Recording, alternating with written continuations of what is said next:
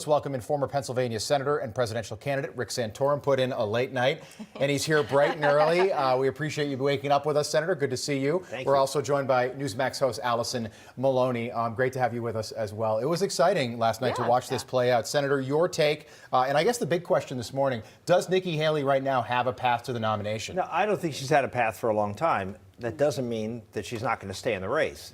You'll stay in the race as long as you have the resources to stay in the race, and you think it benefits you politically to do so.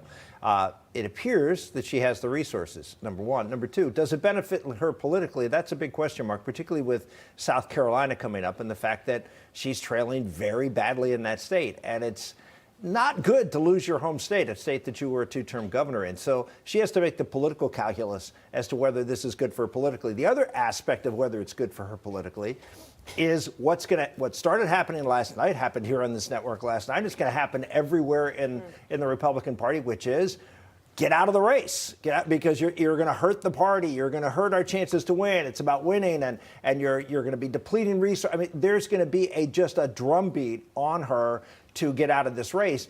And if she doesn't, then is she burning bridges for all these folks who said, if Trump loses, it's your fault because you didn't get out in January or February when you should have. You stayed until March or April, and you depleted resources. You damaged as a candidate, and so they can point the finger at her. So there's lots of reasons for her to reconsider. I didn't expect her to drop out last night.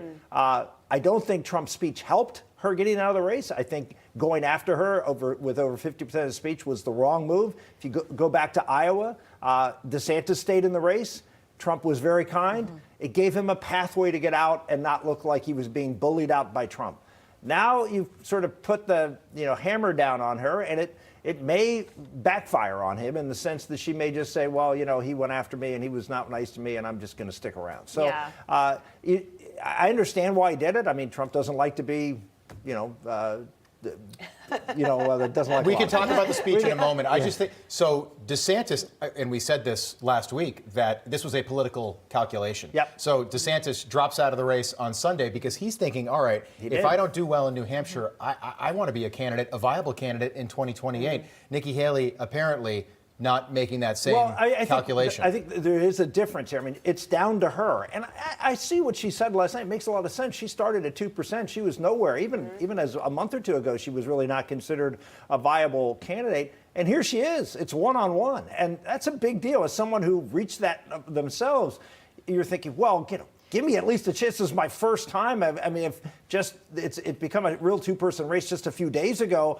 and all of a sudden you want to force me out of the race. Give me a chance to make my case. Can she turn the tide in South Carolina? I don't think so. I mean, there is a month, so she has money.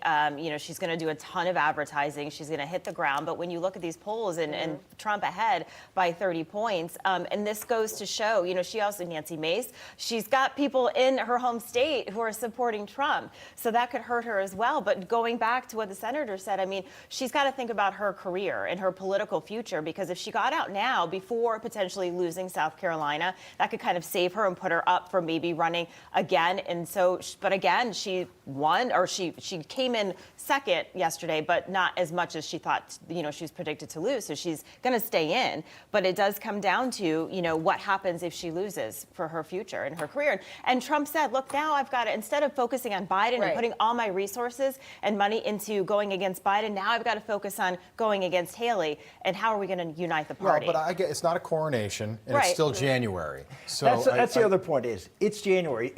If Nikki Haley stays in the race for even a couple of months and goes through Super Tuesday, is it going to have any real impact on Donald Trump come November? They're going to spend a little bit more money, but compared to all the money that's going to be spent on this race and the hardened feelings already that people have for Trump, people have for Biden, it's not going to be a big deal. They're going to make it a big deal. And as someone who, from the time of the New Hampshire primary, was being told to get out of the race back in 2012, and I went on to win 10 more states and came very close to winning the nomination on a couple of occasions, the bottom line is give the person a chance to make their case. And she's likely, very, very likely to lose.